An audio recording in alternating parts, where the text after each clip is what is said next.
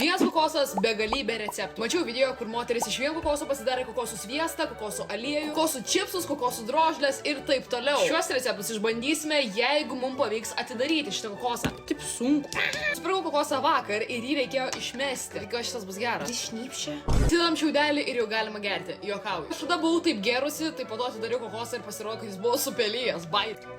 Kvepia normaliai, tai tikiuosi nėra supelyjęs. Žinokit, aš jau turiu tokią paranoją su kokosai. Tengi biški trūksta jėgos, aš jo negaliu iš karto praskelti, bet galiu skyliai padaryti. Nepatikėsite, bet man viskas pavyko. Turim kokosus, turime kokosų vandenį.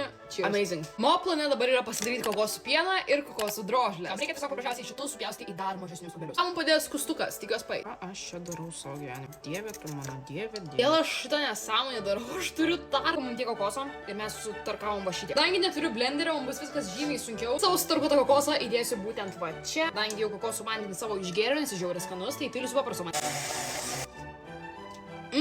Grinagiau kokosų pieno, bet šitas yra, tiesiog aš nesitikėjau, kad man gausis šitas receptas, dėl to ir aš tokia šokirma. Kokosų pienas vis dar turi kokosų drožlių, jas reikės nukošti visas. Neišmetam nieko, kas liko, dėl to mes darysime kokosų drožlės dar. Šiaip aš labai įsivaizduoju, kaip kepti. Išsiaiškinau 150 laipsnių 5 minutės. Taigi turime kokosų pieną ir dabar ką reikia į jį įdėti, tai būtent šviežių citrinos sulčių. Aš turiu laimą, tikiuosi pai.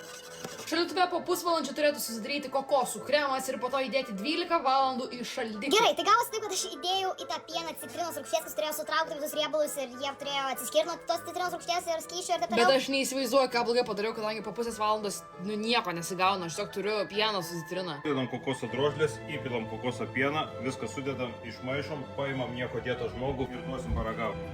Širdį mane jaučiu. Labai jaučiasi kokosas, grinai kokosiniai tokie blynai, bet kaip paprasti blynai, kaip gerai, kad man nereikėjo išmesto pieną, nes nusitarkavau, žinokit, visas rankas. Good.